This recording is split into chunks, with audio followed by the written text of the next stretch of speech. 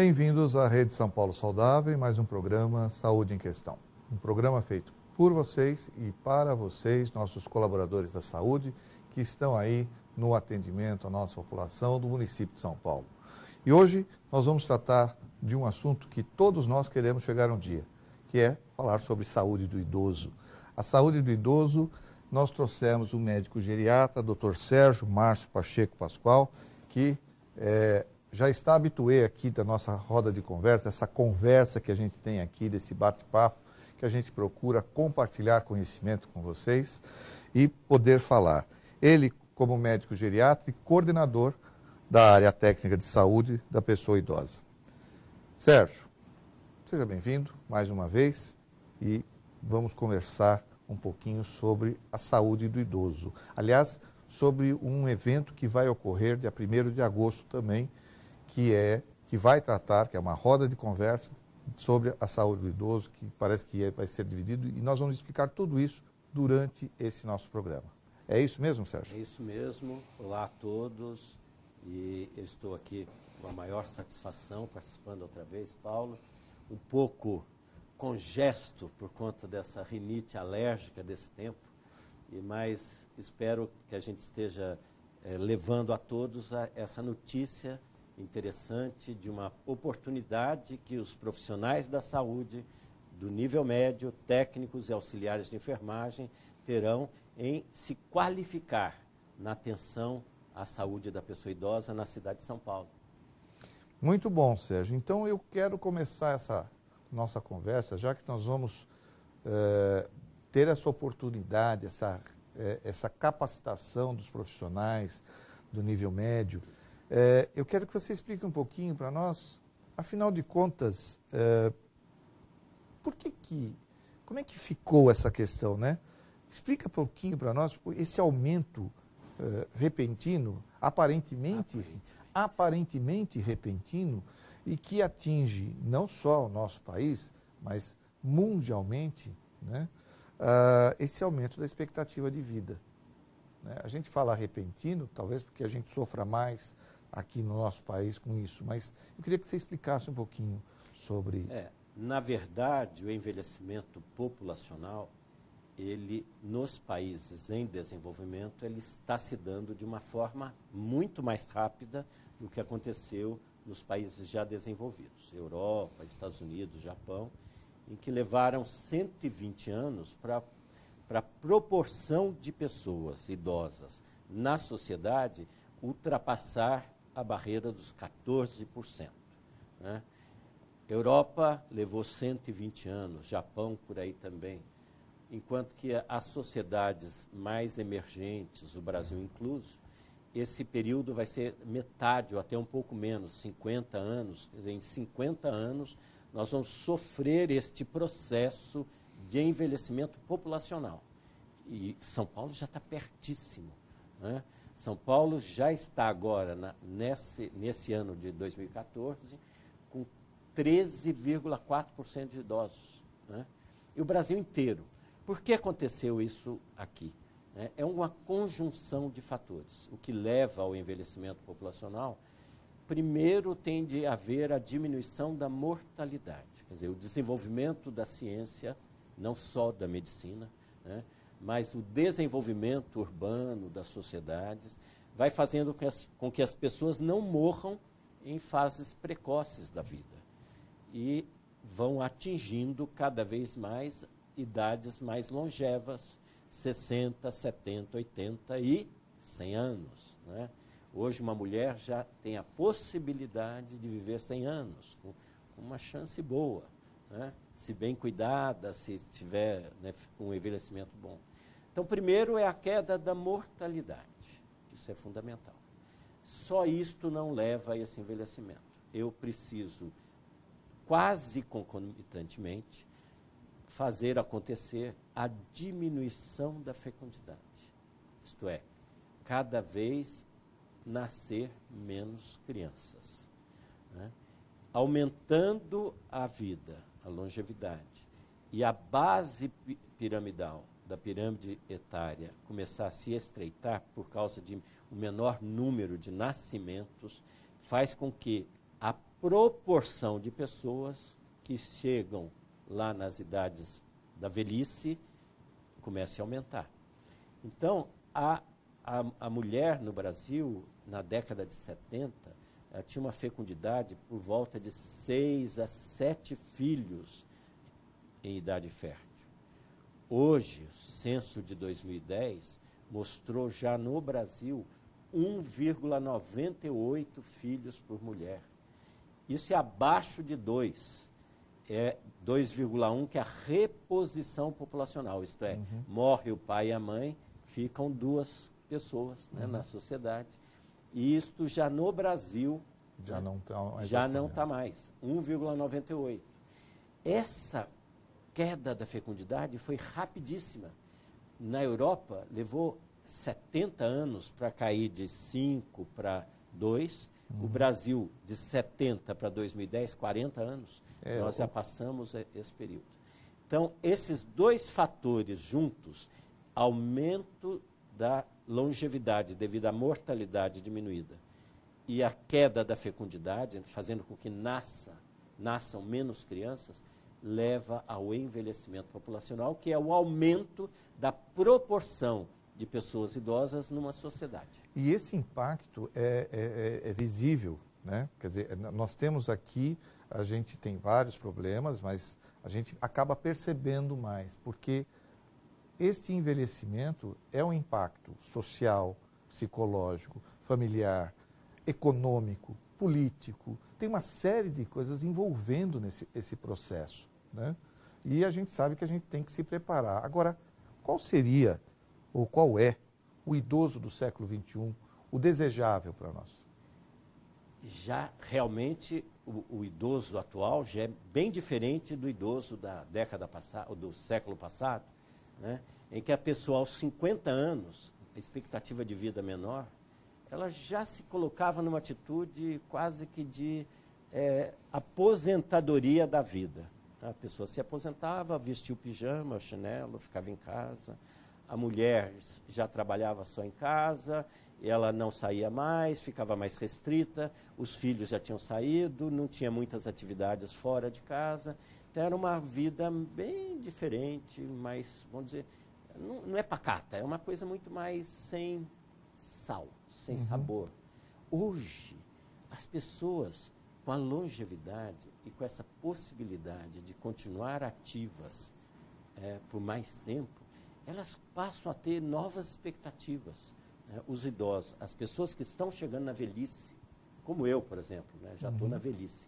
Eu não penso, aos 62 anos, me aposentar, já quero continuar fazendo coisas, trabalhando, aprendendo coisas. Tanto que a Organização Mundial de Saúde preconiza para todos nós este novo velho do século XXI, que é o idoso ativo.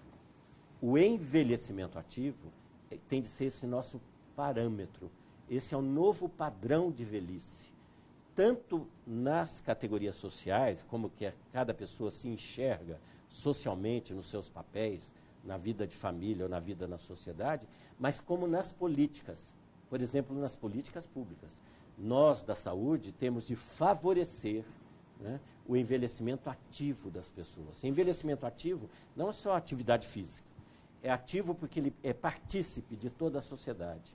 É partícipe nas suas questões políticas, sociais, econômicas, né, e, inclusive, nas suas atividades físicas. Inclusive participando, não da força de trabalho remunerado, mas participando do desenvolvimento econômico da sociedade. O idoso hoje tem a grande chance, né, de estar colaborando de forma efetiva com todo o desenvolvimento socioeconômico, cultural da sociedade. Este é o novo idoso do século XXI, é o ativo. Maravilha, e a gente vai falar um pouquinho mais, principalmente por conta de se tratar de um curso de capacitação, para vocês verem a importância. Isso foi só o aperitivo, vocês verem a importância que será transmitir tudo isso a todos os nossos profissionais da saúde. Sou Paulo Fernando, coordenador municipal de residência. Estou aqui apresentando o programa Saúde em Questão. E a dúvida que você venha a ter é só mandar para o canal profissional @prefeitura.sp.gov.br e nós estaremos passando ao Dr. Sérgio, que vai ter o maior prazer de responder a vocês. Hoje nós estamos falando sobre a saúde do idoso, mas especificamente por conta dessa roda de conversa que ocorrerá dia 1º de agosto. Quem será o público-alvo? Você já falou, deu aí que será nível médio, mas o que vai acontecer aí dia 1º de agosto? O que está sendo o início desta capacitação? Eu acho que começa de uma forma interessante, chamado roda de conversa. Por que roda de conversa? Né? Não fui eu que dei o nome, é um nome que a própria Escola Municipal de Saúde tem colocado para esse tipo de início. É importante porque não há hoje, século XXI, ninguém que seja aquela que tenha o depositário de todo o saber e que jorra sobre as pessoas. Né? Isso já era. Né? A roda de conversa significa que é uma troca de experiência. Né? Nós temos o assunto envelhecimento, cada um tem a sua experiência de envelhecimento. Cada um tem a ensinar para o outro algo sobre a velhice. Uns estudaram, têm um conhecimento X ou Y. Outros não estudaram, mas têm o conhecimento da vida e têm a própria experiência do seu próprio envelhecimento. Numa roda de conversa, se integram as diferentes visões que cada um deles, seja o auxiliar de enfermagem, o técnico de enfermagem, um professor ou um doutor ou um psicólogo, tem da sua experiência de velhice, do entendimento que ele tem de velhice, do que ele vê de velhice na sociedade. Cada um tem uma forma. A verdade, então, ela vai se complementando numa roda de troca de experiência. Isso é fantástico para um curso que pretende ser, né, aquele que vai empoderar as pessoas num conhecimento para dar às pessoas idosas que procuram os nossos serviços um atendimento de maior qualidade. Sempre lembrando que é uma cadeia, né? Sim. Nós estamos apenas capacitando as pessoas para deflagrar conhecimento, que acho que essa é a grande nosso intuito, a missão desse compartilhar conhecimento e não ficar sentados sobre o conhecimento. Apenas vamos fazer isso para que todos tenham esse poder. Agora, entre os assuntos tratados, e acredito que serão vários módulos, né, pelo que a gente estava conversando, vários assuntos a serem tratados. Entre eles, família. Né? A importância da família participando da saúde do idoso. A importância da família de perceber que aquela pessoa está correndo um risco que pode ser mudado alguma coisa dentro da minha própria casa. Esses assuntos serão tratados de forma através modular. Como é que vamos trabalhar sobre isso? Isso. O curso é gerenciamento de cuidados, visando atenção integral, né, toda a saúde, integrada, quer dizer, todos os conhecimentos a serem colocados nessa atenção integral. Quando a gente pensa num gerenciamento de cuidados para uma atenção integral e integrada, você tem de abordar todos os aspectos da vida de uma pessoa. Né? Para um gerenciamento de cuidados de uma pessoa idosa que chegou no nosso serviço, seja hospital ou pronto-socorro, não adianta eu só fazer o diagnóstico e um tratamento. Isso é necessário, mas ele é muito aquém da real necessidade daquele indivíduo.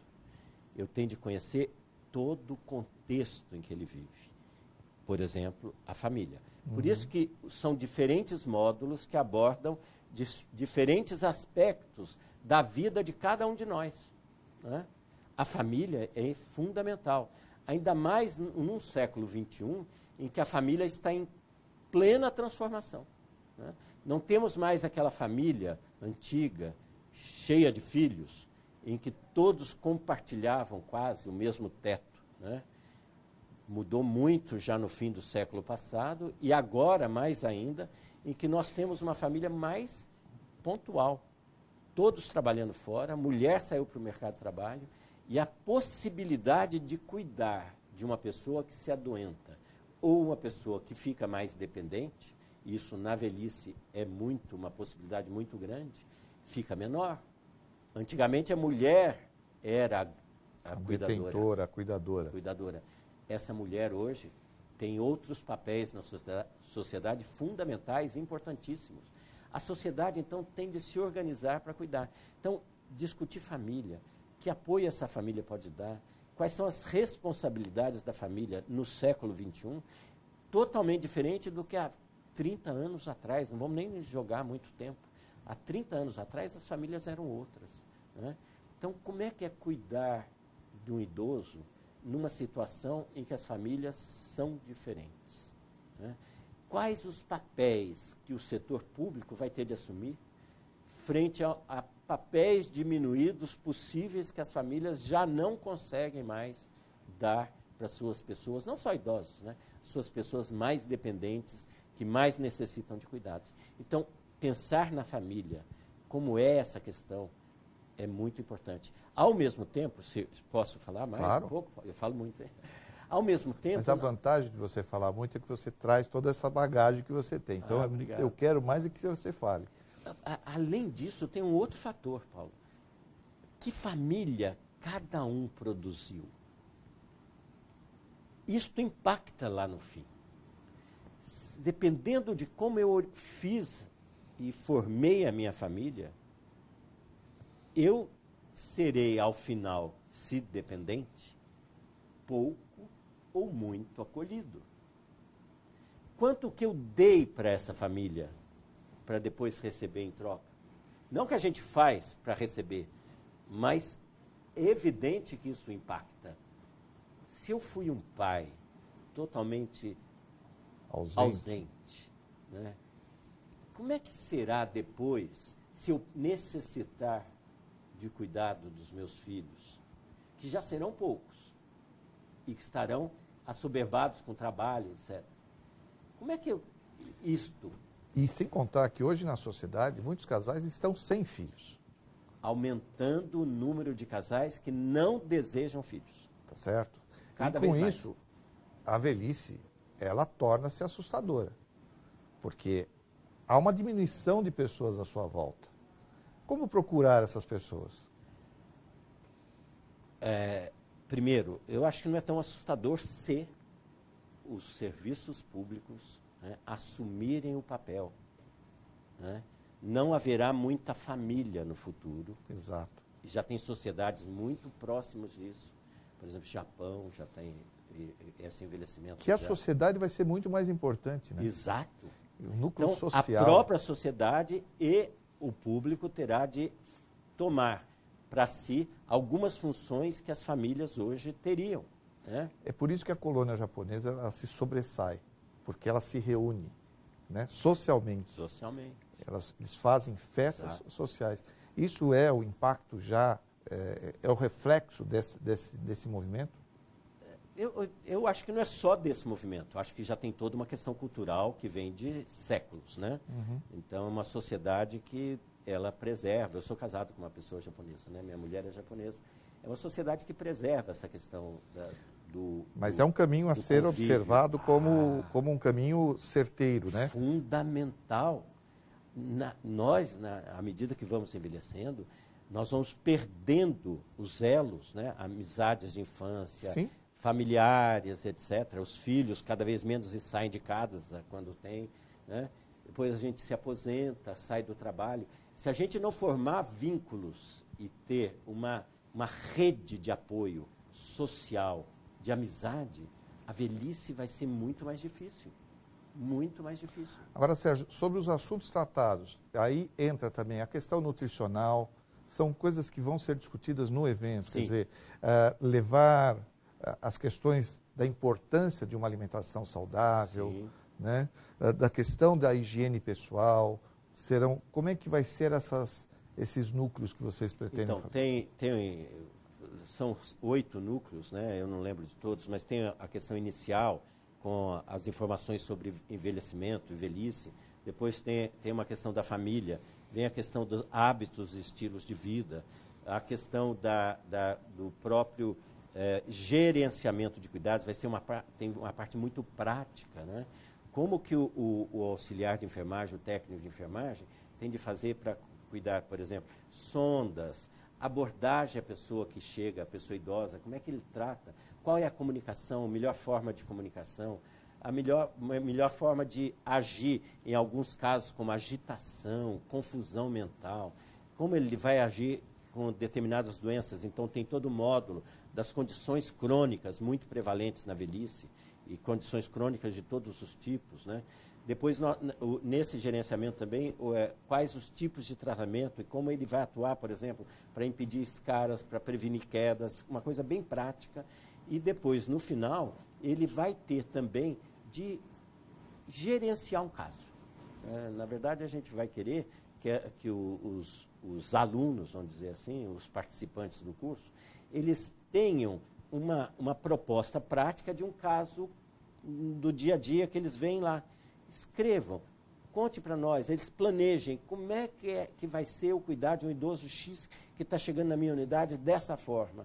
Então, e traduzir todo esse conteúdo teórico para algo do dia a dia dele, né, de como ele gerenciaria, então, um idoso que está chegando naquele momento ou na unidade básica de saúde, ou no pronto-socorro, ou no hospital, como é que ele está gerenciando aquilo para dar àquela pessoa um tratamento mais adequado possível. Então, são vários módulos, inclusive, desculpa, eu esqueci da nutrição. Um deles é nutrição. E vai ser aplicado a questão da nutrição, por exemplo, hoje a gente observa no atendimento ao paciente, às vezes elas vêm e falam assim, eu estou tomando vitaminas, eu estou tomando... E eu paro para pensar, e eu sempre aprendi que as vitaminas estão nos alimentos. Sim. Né? Então, quebrar esse tipo de informação da venda, porque assim, eu sempre falo o seguinte, mal não vai fazer. Às vezes faz. Às vezes faz. Excesso faz. Mas tomando de uma forma regular, talvez não faça. Agora, precisa, quer dizer, é uma questão que precisamos quebrar essa figura, né? É uma cultura muito recente desses últimos 20, 30 anos, né? Muito incentivada pela indústria farmacêutica, é evidente, né? E ultrapassa o principal, que é uma alimentação saudável. Uma alimentação saudável, ela contém todas as vitaminas e nutrientes, né, que o indivíduo necessita para o dia a dia. E se ele faz essa alimentação realmente saudável, ele vai ingerir numa quantidade suficiente para suprir as necessidades. Evidente que na velhice você, né, pode ter alguns déficits que você vai detectar por problema de absorção, etc., né? Ou a mastigação, por exemplo, o idoso sem saúde bucal, que é outra coisa importantíssima que vai ter no curso, a saúde bucal, né? O idoso com a saúde bucal prejudicada, por causa ele é desdentado, né? Ou fica sozinho, não se alimenta direito, porque não tem companhia para almoçar nem para jantar, ele passa para o lanchinho. Esse idoso passa a ter deficiências específicas de vitamina. Detectadas as deficiências, temos de repor. Aí não tem jeito, né? E assim, o detectada para mim é a palavra correta, né? Porque muitas vezes a gente tem chamado a atenção de todos os participantes que estão nos assistindo, inclusive, eu sempre chamo essa atenção, nós estamos aqui para alertar, quer dizer, de repente, aquela auxiliar de enfermagem pode observar a dificuldade na alimentação daquela pessoa que está aguardando, pode notar uma dificuldade na sua sala de espera, e isso é atividade de saúde, quer dizer, é participar ativamente da sociedade, é auxiliando, percebendo, chamando a atenção de alguém que possa dar um auxílio. E isso cabe para a família também. Exato. Né? E isso que é gerenciamento de cuidado, quer dizer, ela não tem apenas a função de ir lá fazer um curativo, ou saber melhor... Pegar uma veia. Pegar a veia, como mobiliza o idoso para não ter escárnio, não é só isso. O gerenciamento de cuidado implica ela entender aquele ser, né, como uma pessoa integral, e dar a ele todas as oportunidades dele se desenvolver melhor, inclusive nessas orientações que ela, né, é capaz de aprender e capaz de transmitir. né? Por isso que o curso vai ser em módulos e os módulos vão propiciar às pessoas, né, auxiliares e técnicos de enfermagem, esse conhecimento gerontológico para que eles, no dia a dia, sejam capazes. Por exemplo, alimentação saudável, ó, o senhor pode se alimentar assim ou assado, ele terá condições. Ele não é um nutricionista, mas ele terá noções de já começar, né, numa primeira triagem, a orientar. E quanto mais gente falar na mesma direção, mais isso é aprendido pela pessoa. E principalmente para aguçar, né, o sentimento da cidadania. Eu acho que isso é fundamental para nós que trabalhamos com a saúde pública. Muitas vezes a gente tem dificuldades, mas ao pegar uma veia, perceber que esse senhor de idade, essa senhora de idade teve um tombo, ver um hematoma, ampliar o seu olhar no atendimento. Eu acho que isso é fundamental e é um caminho que a gente admira, né, de estar seguindo. Cada profissional tem uma função importantíssima na atenção à saúde daquela pessoa, né? Por exemplo, você falou do hematoma, que é outro módulo muito importante, que é o da violência contra a pessoa idosa, né? Então, os auxiliares e técnicos, eles têm muito essa chance de detectar possíveis sofrimentos de violência, né, principalmente violência física, né, naquele idoso, que eles estão, por exemplo, eles foram simplesmente colocar um medicamento endovenoso. Opa, tem um hematoma aqui, o que será? Aconteceu? O que será? Né? Eles já vão estar alertas para isso e, portanto, no dia a dia, poderão contribuir para transformar a vida daquela pessoa idosa, né, que está sofrendo violência, para não mais sofrer violência. Quer dizer, cada ator na saúde é parte fundamental da atenção. Né? Bom, Sérgio, infelizmente a gente vai chegando aqui para o nosso final do nosso programa. Eu já falei que com você a gente ficaria aqui horas conversando, porque eu acho que primeiro, o assunto é apaixonante, né? Eu, como ginecologista, hoje eu atendo muito a terceira idade. As mulheres na transição menopausal em diante são minhas clientes. As clientes que eu fiz o parto lá atrás, hoje estão no dia a dia. Mas mais que isso, é poder ouvir sempre com bom senso, com esse critério que você tem. Eu queria que agora você fizesse realmente, contar um pouquinho, em rápidas palavras, porque nós já estamos terminando o nosso horário, mas dia 1º de agosto, como vai acontecer, o que vai acontecer, como que as pessoas podem se informar sobre fazer a sua inscrição e participar desse evento? Esse 1º de agosto é para 2 regiões, Sul e Sudeste. Então, os técnicos e auxiliares de enfermagem já se inscreveram para essa roda de conversa, mas esta capacitação vai ocorrer em todas as 5 coordenadorias da nossa cidade, do nosso município. Então, as outras 3 também terão. E nós estamos começando uma turma da tarde e terá a turma da manhã. Então, em todas as coordenadorias haverá turmas da manhã e turmas da tarde. E o que eu digo, que eu quero deixar de mensagem para quem vai participar desse curso agora e dos módulos seguintes das outras coordenadorias. Façam com o máximo empenho. Vocês, técnicos e auxiliares de enfermagem, são pessoas fundamentais na atenção de qualidade à pessoa idosa. Vocês estão o tempo inteiro com essas pessoas. Vocês vão ser quase como pessoas que vão transformar a vida de alguém que está em sofrimento. Aprender a trabalhar com pessoas idosas da melhor forma, sem depreciá-las, sem tratá-las de forma infantil, vai ser muito importante para a gente conseguir com que todo o sistema de saúde proporcione aos idosos uma atenção adequada, a melhor possível. Nós estamos tentando trabalhar na Secretaria na formação de uma rede de atenção à saúde da pessoa idosa. Vai ser um esforço de todas as categorias, auxiliares e técnicos de enfermagem, inclusive.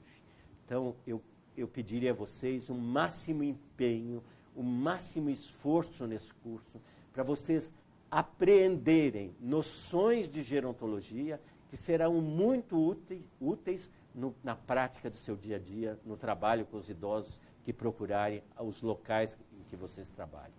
Muito obrigado por vocês terem vindo e se inscreverem nesse curso. Muito obrigado. Fiquem atentos, então.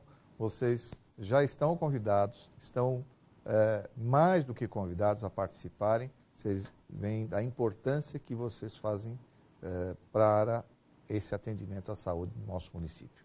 Encerramos aqui mais um programa Saúde em Questão e, se ficou qualquer dúvida, pode acionar o canal profissional @prefeitura.sp.gov.br, que levaremos diretamente ao Dr. Sérgio, que vai estar. Sérgio, mais uma vez, muito obrigado, e para vocês que ficam, até a próxima semana.